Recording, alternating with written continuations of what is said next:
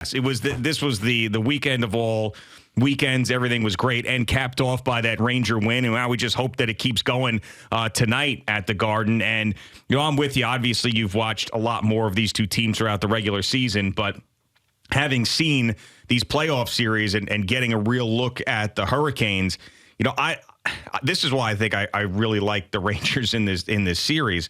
Is the fact that I thought that the Hurricanes were going to come in and take a lead and kind of silence things down because the Rangers were off for a while. I just thought that the Rangers would have to fight back in this game. And the fact that the Rangers played that first period yesterday that they played. Yes. I didn't think that one of these teams was going to dominate in that way in a period. The Rangers should have been up 4-0 after that first period in the way that they played. So to come out like that, and I know they had to hang on at the end, and it's going to be like that because it's a playoff series. But if I'm a Ranger fan, I'm coming out of yesterday saying, man, this team is maybe even better than I thought because they were dominating early in this game. And the stars were showing up, and Mika Zibanejad, I mean, if he plays like this the rest of the postseason, they're just going to be impossible to beat. Well, the beauty of him is that he's a 200-foot player, and it means that if he's not scoring, he's doing other things to help your team win. And yesterday was his day, and he had a chance for, as you said, a hat trick in the first period, but he also had a chance with an empty net goal there at the end when he's taking a shot on his knees. I mean, but what I will say about the Carolina Hurricanes is that they will make it tough. And when the Rangers come out in game two, they're going to have to buckle their chin strap, as you say, because the one thing is the Canes are not going to back down. Their coach is not going to let them back down, just like the Rangers coach is not going to let them back down. That's why this is going to be an incredible series, I think. Somebody could wake up this morning and say, oh, well, we got this. And I'm like, no. I mean, Igor had to make a couple really tough saves, but, when they want to, they get that puck in front of the net, it becomes a scrum. And then all of a sudden the puck is in the back of the net, as Islander fans can attest to, I'm sure. So I saw a lot of that, and they are highly skilled. They really are, just like we are. So that's why I think this thing is going to be back and forth. It's going to be excruciating at times.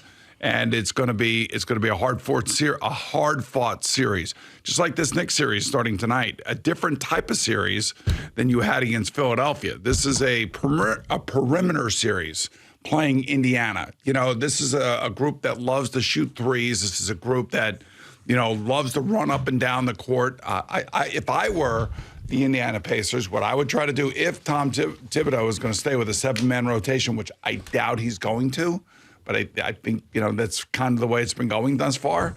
If he stays with a 7-man rotation, it's going to be run and gun with the Pacers. They're going to try to run them into the ground because they definitely have a depth advantage when it comes to the amount of players that they can throw out on the court. So that's the one thing that I worry about with the 7-man rotation. This is why I think maybe we'll see an 8-man rotation. I don't think we'll see a 9, but maybe Precious Achiuwa will get some run in this series, which would be good for him and them. I think he will. And if there's any team that's going to come up with a defensive plan to slow down this high-flying offense of the Pacers, it's going to be Tom Thibodeau, and it's going to be this team because they have some unbelievably skilled defensive players. The Knicks, they've shown it the entire year, and that's why I'm more confident than ever in the Knicks in this series is their ability to defend. And I just think it's going to get frustrating for the Pacers. They're not going to get the same types of open looks. And then once that starts happening for a team that is used to hitting a bunch of threes and they're not going down, and then the other team is just grinding them down like the Knicks can grind down these teams, then they could get very frustrated and things could get out of hand. So it's really about that more than anything. I know Jalen Brunson's going to have his games. I know that the role players are going to be good. I am not worried about the Knicks scoring because the Pacers don't play any defense. And that's where the series will be won on the other end because the Pacers will not and have not seen anything like the Knicks defense over the course of a 7-game series, night in, night out, night in, night out, because that's not the way the NBA is. You might get a good defensive team one night and then you don't see another one for a month.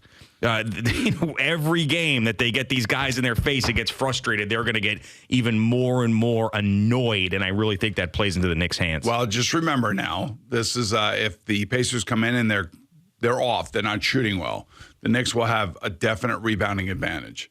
They rebound and they go after the ball, and they do on the offensive glass as well as the defensive glass.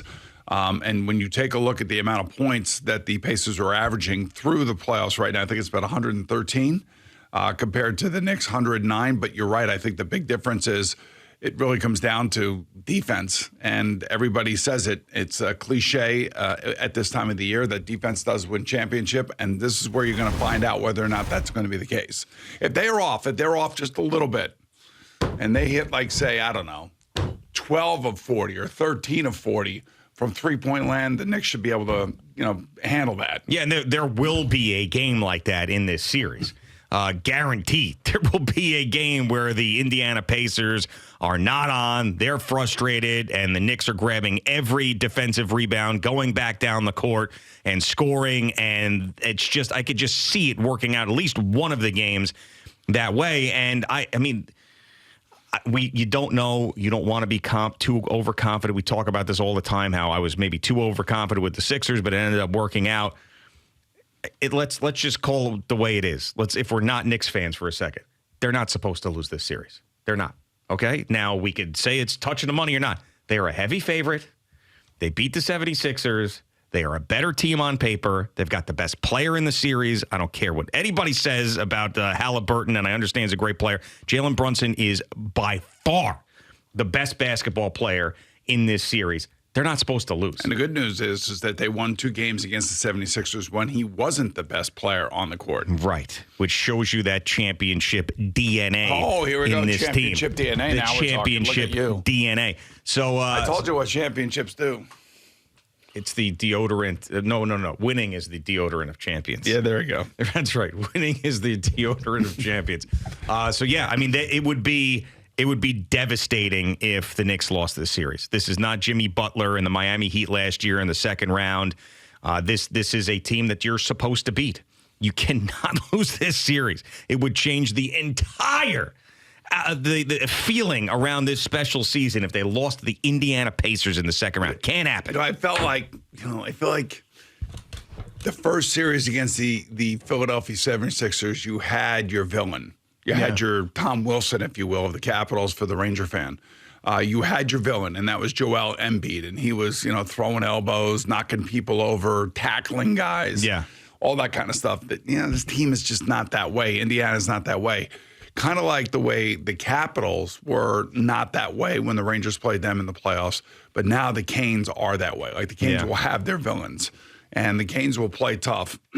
They will play to the end, and they will be fast, and it will be furious, and it's going to take everybody's best game, and that's what we saw yesterday. We saw physicality from the Rangers right out of the gate.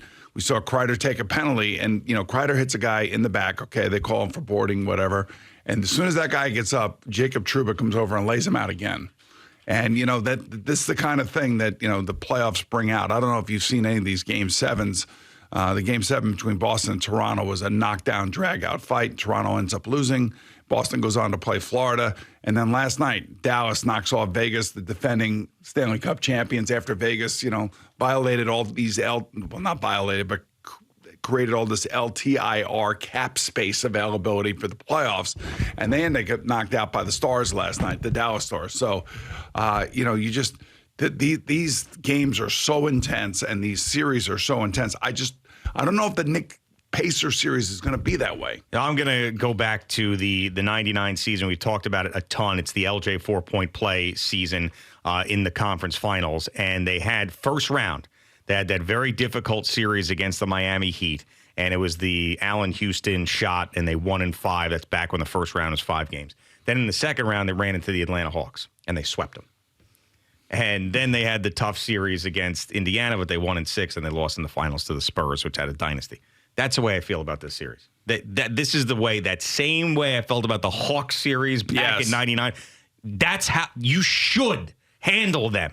And and they deserve the pressure. They've earned the pressure. It's a privilege, the pressure. So I don't feel like I'm overdoing it. They need to win this series. They have to. I mean, there's a reason why you open up FanDuel Sportsbook and you see that the shortest odds on the series is Knicks in 5. There's a reason for that.